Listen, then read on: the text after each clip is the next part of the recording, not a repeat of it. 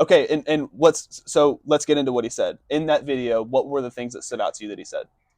So Andrew Tate explicitly breaks down how he uses, manipulates, and commits tax fraud against these webcam models. But back up. What did he say? And you don't have to go word for word, but you can I'll even let you paraphrase it. That Like, women are dumb, okay. quote unquote. Okay. And you don't you there's no possibility that that was said out of satire in your perspective. You know, he says a lot of things, and there are men that are dumb too, and there are Right. women that are dumb, and there are people that are dumb. Be- So because I'll say this, in long form on those same videos, he will say, I think, and this is his words, and I know like it's kind of like I don't want to even want to say corny, but he'll say, quote, women are beautiful creatures. They should be protected. They should be cared for. Men should provide for them. right, And he goes into he has detail about also that. said that. And that's something that doesn't get brought up. So like, and he'll say the same thing that men are dumb. Like he'll say the same thing. He'll make, and he will make a point by being just brash and make, you know what I mean? Like he'll go there and make those points. And he's done a good job of getting money, making money doing it. But on the same videos where he can kind of call men losers and dumb, he's getting to the point of, because you're not going to the gym, because you're not working on yourself, because you don't realize the world's a competitive place. So you're watching that as a man and you're like, oh, he's calling me dumb, calling me lazy. I don't go to the gym. And then he leads into how you cannot be a dumb loser, for lack of better words. And then it's like, oh, so I can go to the gym. That's within my control. I can work harder. That's within my control. Right. So that's why that's why I'm saying the long form content is very important to watch before jumping to those conclusions. Mm-hmm. So, does that change anything for you, or are you like, are you just stuck on, like, are you very firm, and are you going to stay? I still think Andrew Tate sucks. And as a man with a wife, who knows, I've got a new niece. I have plenty of my friends that, you know, are females, right? Yeah. I have a mother that's a very respectable lady. As do I. Yeah. And so I think just having women in your life, I think some of the things that he says to degrade women can't, even if they are taken out of context, are still coming from somewhere. Yeah. And you can't just do that, man. So would you hold the argument that he has a more negative effect on society than positive? I guess it depends who you ask. Mm-hmm. Because here's another thing that I would bring up, is that I do think that in today's society, and you will disagree with me, you're going to disagree with me on this, because again, like you said, you're married, and I have other friends that are married, and I'm not saying that there's like exceptions to the rule and you can't find a good person, but I'm single, and the dating world is like,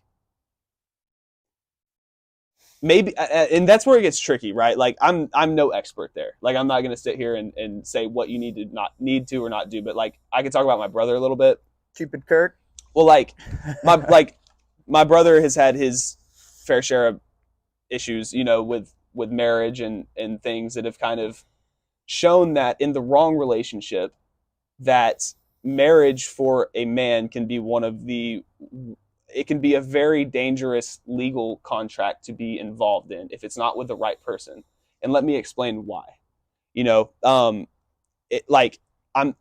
I say this, I'm not saying that there's definitely women out there that take the role of maybe making the most money or you know, providing for the family more so than the man does. That's not uncommon. But as a whole, I still think it's early in society to say that that is the general rule and the foundation. I think in general, men on average tend to make more money because there's characteristics. Now, a lot of people would argue that comes down to like unequal pay, but Jordan Peterson has broken down that pretty well, and to the point of saying like, just saying like, you know, there's characteristics that come natural through biology, like agreeableness, right? For example, because women tend to be more agreeable by nature. Oh, bro. I don't know. Well, I mean, let me finish this point though. Like, and it's like true biologically, it goes back hundreds and hundreds of years as mothers and caretakers of like children, like they are just more agreeable and they're more nurturing, and it's less likely for a woman to if to go up and argue with their boss, to fight for a raise, to give pushback. Yeah. Like that's just true. It's in nature, and you could fight that all you want. There are exceptions to the rule, but when making an argument, you can't argue off the exceptions. So while I am all for pay equality, pay men and women, I did see, going through my master's program, I did see a study, a brief article on why there is wage inequality between men and women. And one of the only definitive things that they could actually point to was maternity leave and pregnancy, and women actually having the children and being the child bearer, right? Mm-hmm. There's a percentage out there, substantial, that whenever women have babies, they don't return to the workforce. Right. And whenever they do, it's 2 years later or 3 years later or however long. Mm-hmm. And during that time when they were out of work, the men continued to work and continued to get raises, continued to do their thing, Right. and build their career, while the woman was at home. And that is another factor that he put into that. There's a whole and there's, so there's a, that it's a multivariate reason. that is the definitive explanation that I've been told why. Now, is that the whole reason? Probably not. Am I for women being paid equal wages? Absolutely. Well, right, like, and that just leads into, you know, equality of opportunity, not outcome. Right? Like, so, and again, like for a woman that doesn't have a kid or doesn't have kids and continues working, like you said, gets the raises, then they're going to climb the ladder just as well as a man does. If I was a woman, I would not like Andrew Tate. Yeah, and that's fair. Well, you're as I'm a man, you don't like Andrew Tate. Tate. So, and I didn't want to go too far on like the pay and everything. Yeah. But I'm just saying, like what I was getting at in that whole point is Andrew Tate's audience, and you just made a very good point that I was going to make, is that his demographic is not women. He's talking to men, and there are plenty of times in the long form content that he highlights his respect for women. And what he's doing is he's pointing out to like the simps of the world that, you know, focus, like if you had to, like, in a nutshell, just say, what's the point you're trying to make here? One of the points he's trying to make is there's too many men that prioritize being in a relationship over their own life and their own career and their own work.